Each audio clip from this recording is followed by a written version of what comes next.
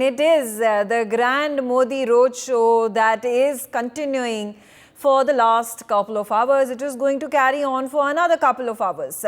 And amidst this mega show that is happening, led by Prime Minister Narendra Modi, we are going to focus for the next 25 minutes the legacy of Prime Minister Narendra Modi that he has left behind, not just in Varanasi, but across the country for the Hindus of our nation.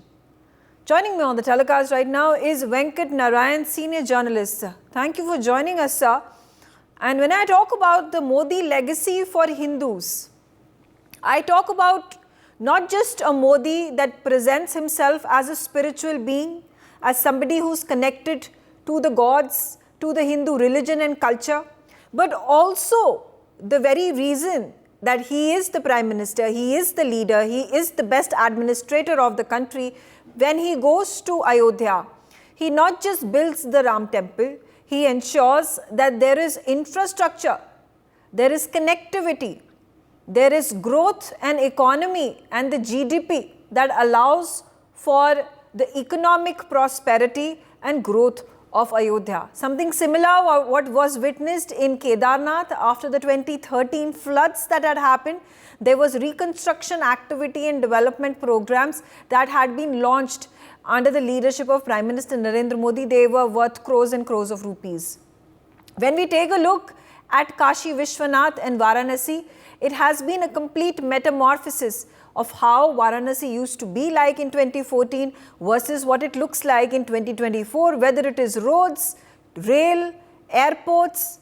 There have been highways that have been built. The Kashi Vishwanath corridor has completely transformed. There are cancer hospitals that have been opened up. There are universities that have been opened up. And besides all these things, there is also the Kashi Vishwanath temple that is also in the midst of controversy right now, and there is a renewed push for the BJP government under Prime Minister Narendra Modi to ensure that India's legacy culture, Hindu legacy culture, prospers during this period. So how do you view in the time period that has gone by, in the last 10 years, has this perception reached out to the people? Can they feel and understand, and is it visible what Prime Minister wants to project himself as an administrator, and more particularly about carrying forward the torch for Hindu legacy? There is absolutely no doubt about that, Megha. The work that has been done during the past 10 years for India as a whole and in general, and for Hindus in particular, by Modi and his administration has been very remarkable. There is no question about that. And everything has been topped by the fact that the Ram Mandir has come up in a remarkably short span of time, and it was inaugurated on the 22nd of January. And already more than 3 crores of people have visited the temple, and airport and the railway station has been upgraded, and there is connectivity available for anybody anywhere in the country to come and visit Ayodhya. The infrastructure has improved tremendously in other Hindu centers of worship, particularly in Varanasi, where the place has been cleaned up. And it's looking absolutely remarkable and beautiful. So I think the fact that the man who is in charge, who happens to be the Prime Minister at this point of time, the credit, of course, needs to go to him. It will go to him. But so many other people have worked towards it. The Ayodhya issue is a 500-year-old problem. For 100 years, people have been fighting. It so happened that things came to a head. The Supreme Court gave a decision while Mr. Modi happens to be the Prime Minister, and with tremendous speed and alacrity, he has been able to erect this marvelous temple in Ayodhya, and the credit will necessarily go to him. And I think he makes the people of Hindu religion proud, not only in India, but wherever he goes all over the world. There are 3 Yes. crores of people of Indian origin living in more than 150 countries. Whenever he goes on visits, he makes it a point to meet the diaspora meetings, and you can see the enthusiasm with which they receive Mr. Modi. So there is no question. I mean, his contribution to the Hindu ethos, and he's a practicing Hindu. He's very religious. He observes fasts and things like that. So I think overall, it has been a remarkable contribution by Prime Minister Modi. Megha. Yeah, yeah, absolutely.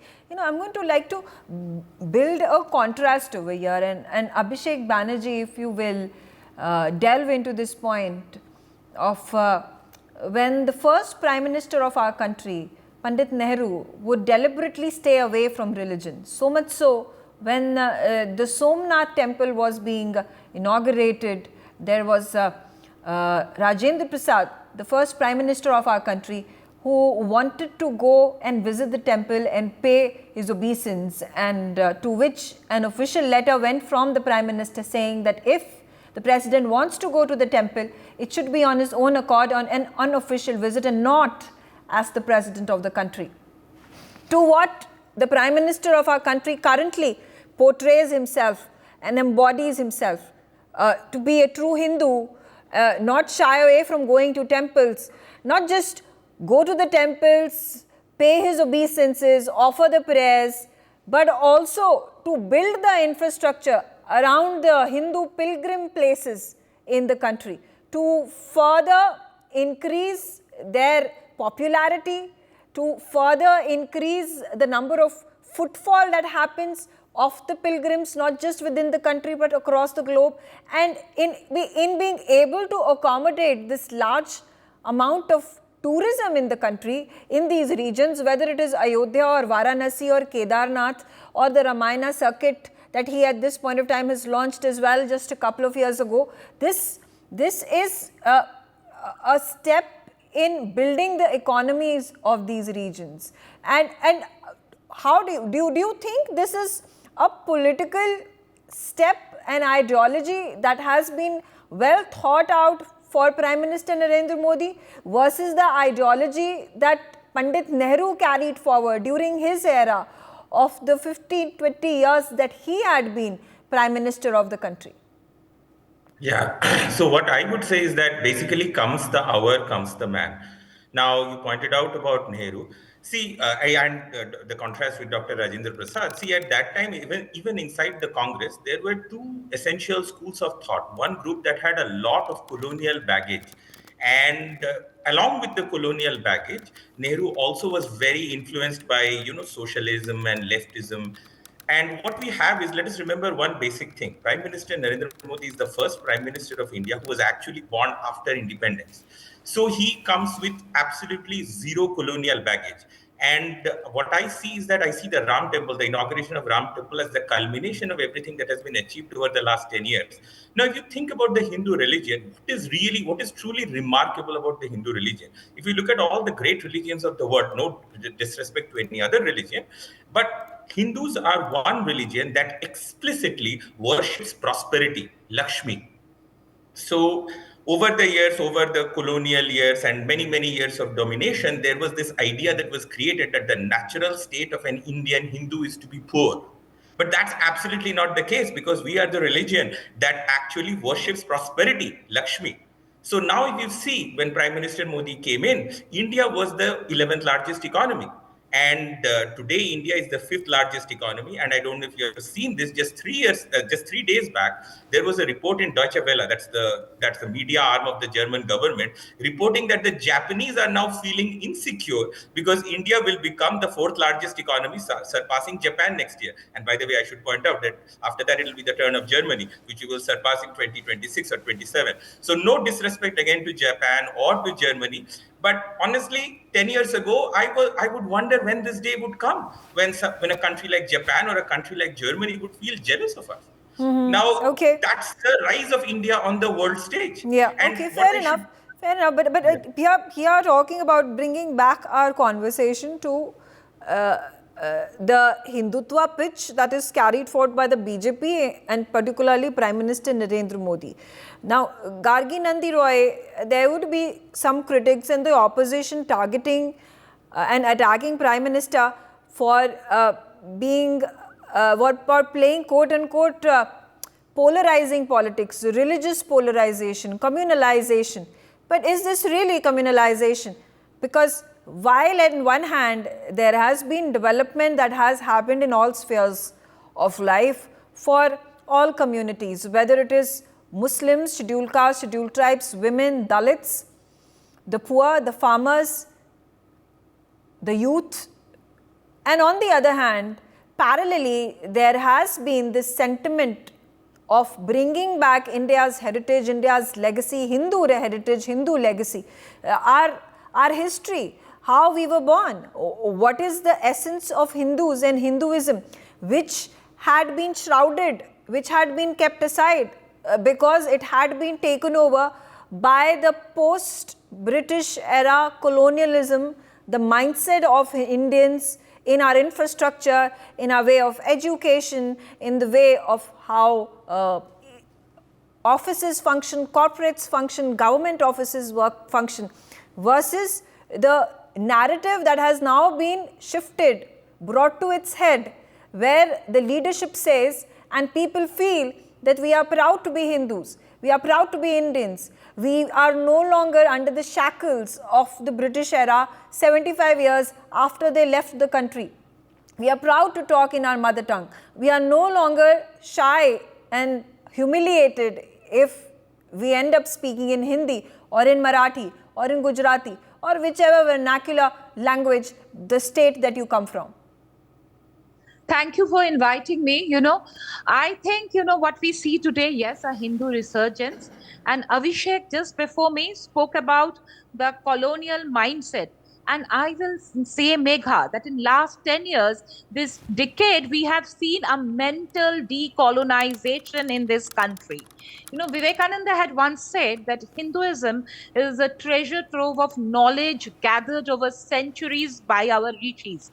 And we, people of India, had forgotten that because our civilization has been wounded, our temples broken, so many years of invasions, then the colonization. So what happened? The Macaulay kind of education. And since I come from Bengal, we have been Bengal, Marx influenced Macaulay Putras. So anything to do with the Hindu pride was looked down upon. I have seen those. You have not seen the jhola carrying and ganja smoking leftists. I have grown up seeing them. So I know how it was looked down upon. So this pride in your own religion, own heritage, because why shouldn't we be? We are an ancient and oldest civilization and still existing. Our science was so advanced. Today you can proudly flaunt the saffron color.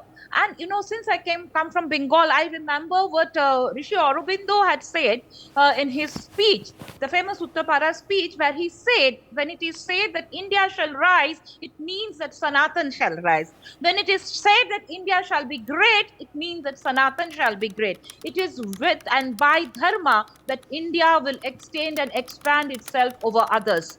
So, and it was not said by Modi ji, it was said by Rishi Aurobindo. And today when we see Modi ji, he reminds us of that. So when he says that Vikasvi or Virasatvi, because a nation, a people, if they're not proud of their heritage, how will they grow? If you feel that, oh, I'm shy, the other country, they are bigger than us, because America did it with a soft power. We could never do that before. But today we are proud. When you are proud, you will work for your prosperity. As Abhishek said, we worship prosperity. And on the contrary, when you see the leftist side, they glorify poverty. And because both me and Abhishek come from Bengal, we know what happened to Bengal because of glorification of poverty. Because without poverty, you cannot have a Marxism flourish. So that's why when we worship prosperity, the goddess of prosperity, so when you take pride in your heritage, in your glorious past, then only you can prosper. And we really see this Hindu resurgence. If you go to any pilgrimage, I was in Ujjain last month, in March.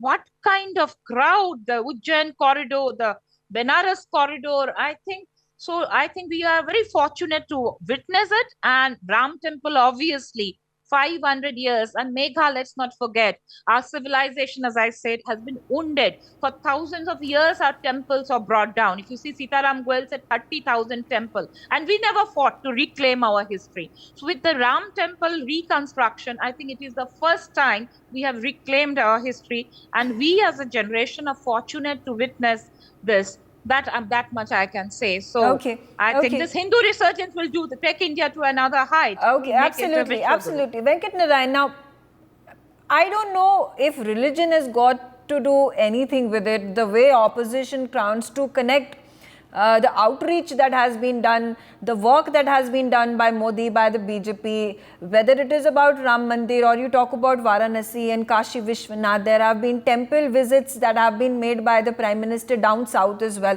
Just before the consecration ceremony of the Ram Mandir in Ayodhya was to happen, Prime Minister held an 11-day Anushthan of the temples from north up until the south. So he was in Kerala, Andhra Pradesh and Tamil Nadu, and he was visiting temples, he was paying obeisance, he was praying over there, and that was a sight to behold. Now, I just fail to understand what is it got to do with communalization, playing the religious card, polarization. I should think that if our Prime Minister was Christian or Muslim or Jain, or for that matter a Parsi, it wouldn't have mattered at all. The essence I want to touch upon is that Hinduism has been at the receiving end of invaders, of marauders, right from the Delhi Sultanate, the Lodhis, we had the Mughal Empire, and then we had the British Empire. Now, in a situation such as this, where there has been persecution of Hindus, there has been mass conversions that had taken place. Our temples, as Gargi was saying, the temples have been destroyed in the northern part of the country, in the central part of the country, in Madhya Pradesh, the Ajanta and Ellora caves in Maharashtra. We talk about Ujjain, we talk about the Khajuraho temples, hundreds and hundreds of them destroyed or partially destroyed. They have now been renovated, restored to some position. So whether the Prime Minister is Hindu or Muslim or Christian, if he goes about doing work for bringing about the legacy of the Hindus, the Hinduism that was curtailed so that other religions could grow under the allegiance or under the leadership of these invaders, what's wrong in doing that? And is it then wrong for the opposition to link the two, Hinduism and communalization by BJP? Well, I think the opposition maybe has a point in the sense that Mr. Modi and his administration and his party and the RSS have been working, over time, if one could say, in causing a resurgence of Hinduism. At the same time, I think politically, if you notice, you have 20% minorities, including 15% Muslims and Sikhs and other religions. The Muslims are feeling neglected because there is no representation of Muslims in the Indian Parliament and state legislatures. I think that is one possible handicap, the reason for which the opposition is trying to attack Mr. Modi. But I would reckon when he returns to power on the 4th of June, which looks most likely to be happening, I would hope that Mr. Modi will do something about erasing the charge that he is deliberately neglecting Muslims, and hopefully he will lead the initiative to build the mosque near Ayodhya on the piece of land which was allotted to the Muslims, and that will kind of erase the charge that he is primarily a Hindu and is against Muslims and all that, which is not a justifiable charge. But at election time, everything is fair in love, war, and elections, if I may say so. But let us not worry too much about that. but I think he should concentrate on doing something about Muslims, giving them representation Okay. and helping them erect the mosque and all that. Okay, Megha? but isn't it already being done, Gargi? The fact that there is a grand mosque that is also going to be built in Ayodhya.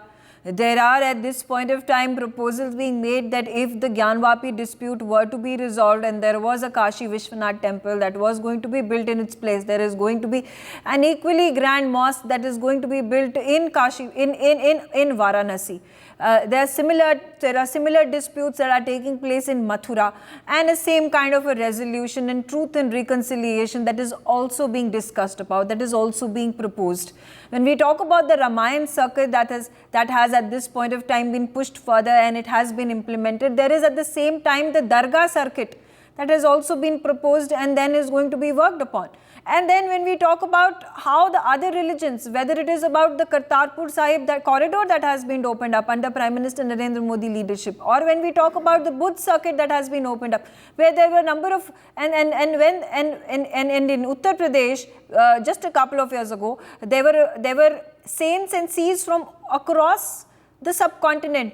The Buddhists who were called in, the Buddhist leaders who were called in Uttar Pradesh, and they were given due respect.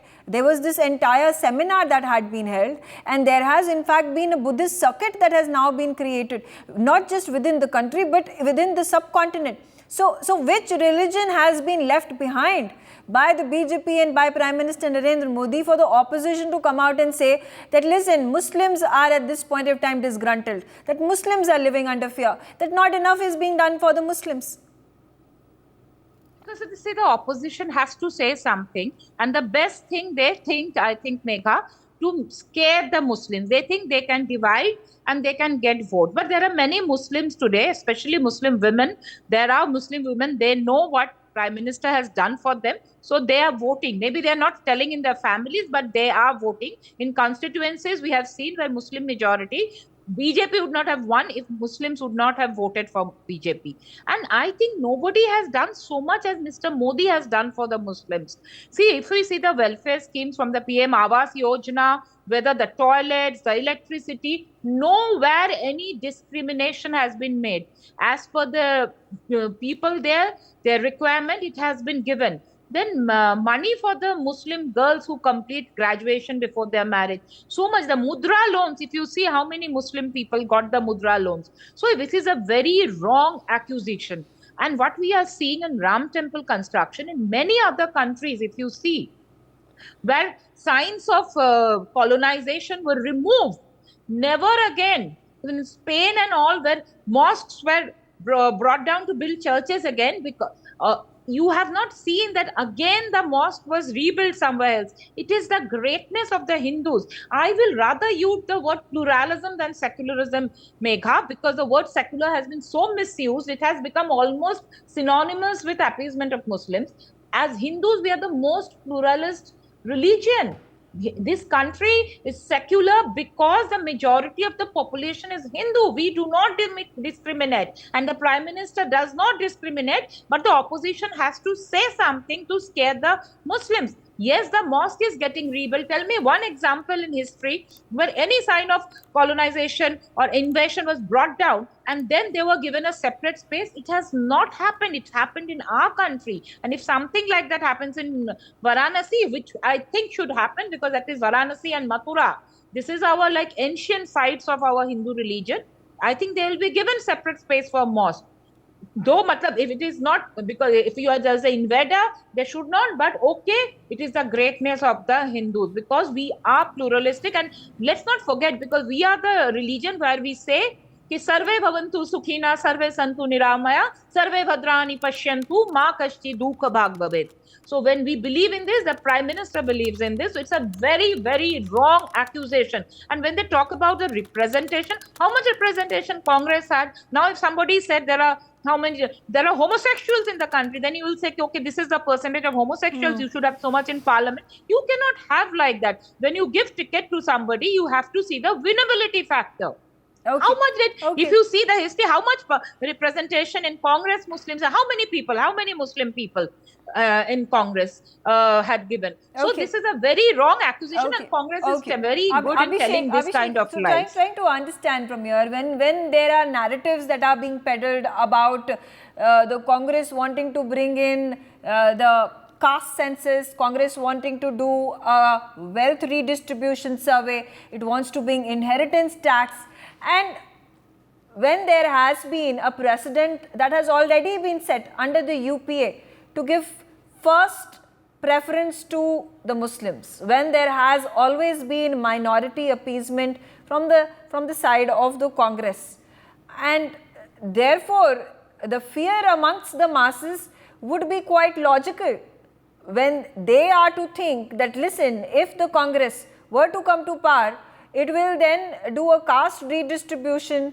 will do a wealth redistribution survey, and then it is likely to then provide their part, their quota of benefits, of schemes, of provision of reservations to the Muslim minorities, which is wrong in every sense of the word, because there has never been in the Constitution a clause that says that quotas and reservations can be provided on the basis of religion. Yes, what I would say is that there is a little bit of misunderstanding. We're just talking about the minorities, about what Hindutva really means. If you really think about India, what is special about us? The special thing about us is that we are the only civilization, only ancient civilization in the world that has not been conquered by any of the Abrahamic religions or by communism. And so this glory, this is the identity of India. And the important thing to remember is that this is not just the legacy that is inherited by the Hindus. I am a Hindu, I inherit this legacy. This is also the legacy that is inherited by a Muslim or a Christian or a Parsi.